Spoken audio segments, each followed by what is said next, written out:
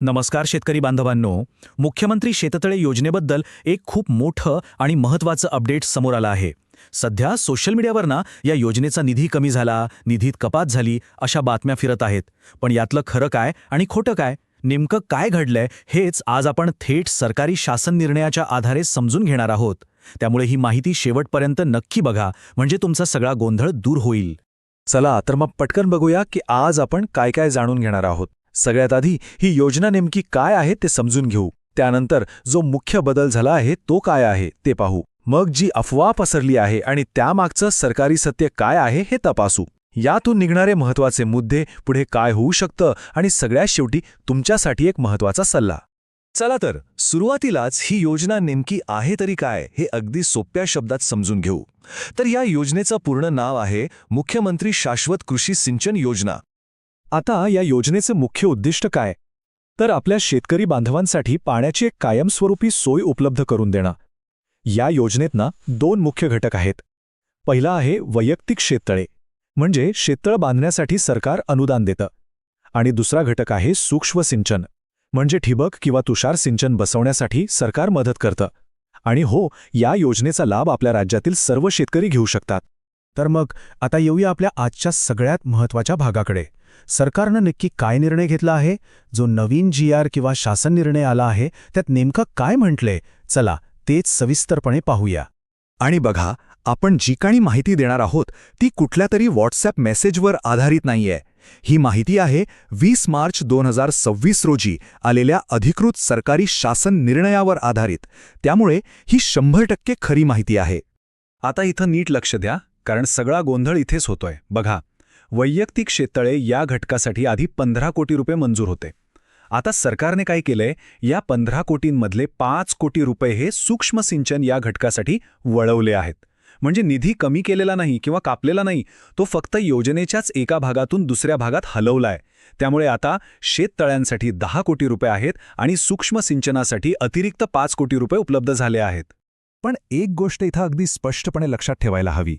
हा जो GR आहे यामध्ये फक्त आणि फक्त निधीच्या वितरणाबद्दल सांगितलं आहे. नवीन अर्ज कधी सुरू होणार किंवा लाभार्थ्यांची निवड कशी होणार याबद्दल यात एक शब्दही लिहिलेला नाही. त्यामुळे त्याबद्दल कोणी काही सांगत असेल तर त्यावर विश्वास ठेवू नका. चला तर मग आता बघूया की सोशल मीडियावर नेमकी कोणती अफवा फिरते आणि त्यामागचं सरकारी सत्य काय आहे, म्हणजे तुमचा गैरसमज पूर्णपणे दूर होईल. तर अफवा काय आहे? अफवा अशी आहे की सरकारने शेततळ्यांसाठीचा निधी कापलाय आणि आता ही योजनाच बंद होणार आहे.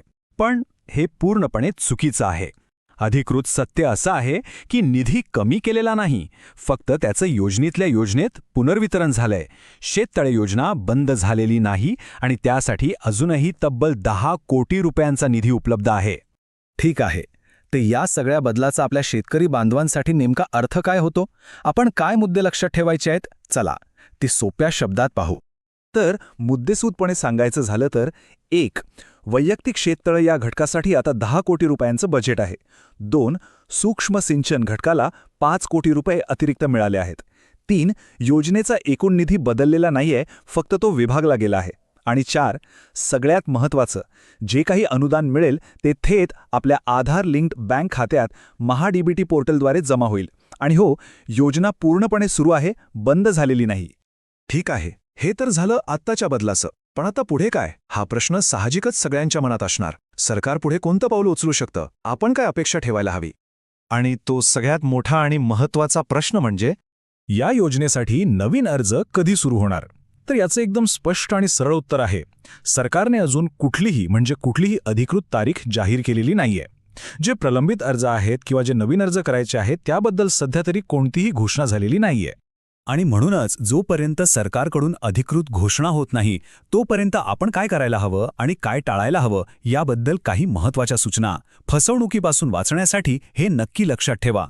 सगळ्यात पहिलं आणि महत्त्वाचं, फक्त आणि फक्त महाडीबीटी जी सरकारची अधिकृत वेबसाईट आहे तिच्यावरच विश्वास ठेवा. दुसरं, व्हॉट्सॲप फेसबुकवर येणाऱ्या कोणत्याही बनावट लिंकवर क्लिक करू नका. तिसरं, या योजनेच्या लाभासाठी कोणत्याही एजंटला किंवा मध्यस्थाला 1 रुपयाही देण्याची गरज नाही. आणि चौथं, मनात काहीही शंका असेल तर थेट तुमच्या जवळच्या कृषी अधिकाऱ्यांशी संपर्क साधा. कारण एक गोष्ट कायम लक्षात ठेवा, जोपर्यंत आपल्याकडे योग्य आणि अचूक माहिती नसते तोपर्यंत आपण कोणत्याही सरकारी योजनेचा खरा लाभ घेऊ शकत नाही. योग्य माहिती हीच यशाची पहिली पायरी आहे. तर ही माहिती तुम्हाला खरंच उपयुक्त वाटली असेल आणि तुमचा गोंधळ दूर झाला असेल तर या माहितीला एक लाईक नक्की करा. अशाच प्रकारच्या सरकारी योजनांच्या खात्रीशीर आणि अचूक माहितीसाठी आपल्या चॅनलला सबस्क्राईब करा. आणि हो, ही माहिती जास्तीत जास्त शेतकरी बांधवांपर्यंत शेअर करा म्हणजे ते सुद्धा अशा अफवांपासून दूर राहतील. धन्यवाद.